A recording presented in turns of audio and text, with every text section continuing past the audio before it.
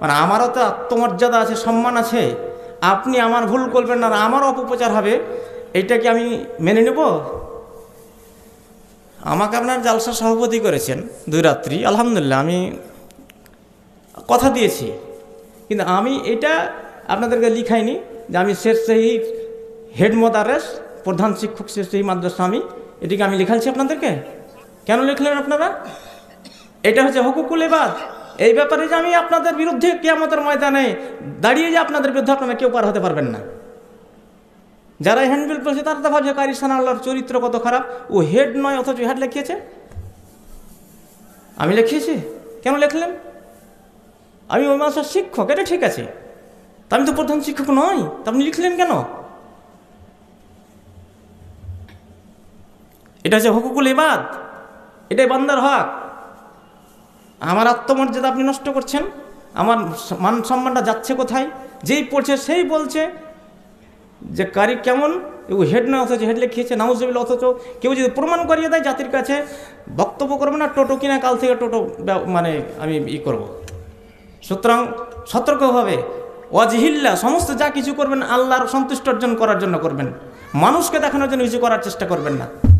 লা তাআতা লিমাখলুকিন ফি মাসিয়াতিল খালিক, আল্লাহর নাফরমানি করে কোনো মানুষের ইতাআত, কোনো মানুষের আনুগত্য করার চেষ্টা করবেন না।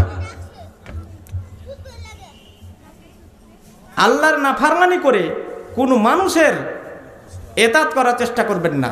লা তাআতা লিমাখলুকিন ফি মাসিয়াতিল খালিক, আল্লাহর নাফরমানি করে কোনো মানুষের ইতাআত করা যাবে না, এটা হারাম কাজ।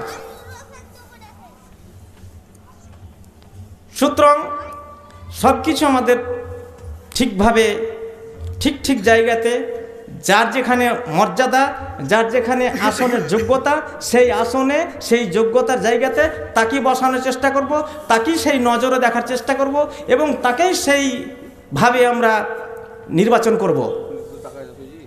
তা নাহলে সবাই ধরা পড়বো আমরা, কে সভাপতি আর কে জালসার কমিটি আর কে জালসার শ্রোতা আর কে জালসার বক্তা। যার যে কদর, যার যা মর্যাদা, যার যা যোগ্যতা, সেই জায়গাতে বসানোর চেষ্টা করতে হবে। তা নাহলে কিয়ামতের ময়দানে কাঠগড়াতে দাঁড়াতে হবে সকলকেই।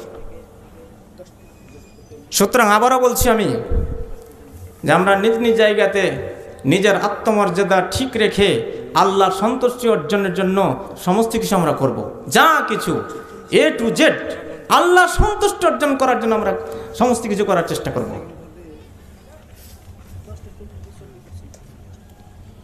আলহামদুলিল্লাহ, আপনারা যারা অপেক্ষায় আছেন যে আমাদের বক্তা, বিজ্ঞাপিত বক্তা আসছেন না কেন, হ্যাঁ তারা চলে আসবেন নিজ নিজ সময়তে। এখন আমাদের যিনি আলোচক হিসেবে আমাদের ডাইস আমাদের মঞ্চে উপস্থিত হয়ে গেছেন, তাকে এক্ষুনি দিয়ে দিচ্ছি। তার আগেই বলছে আর একটা কথা,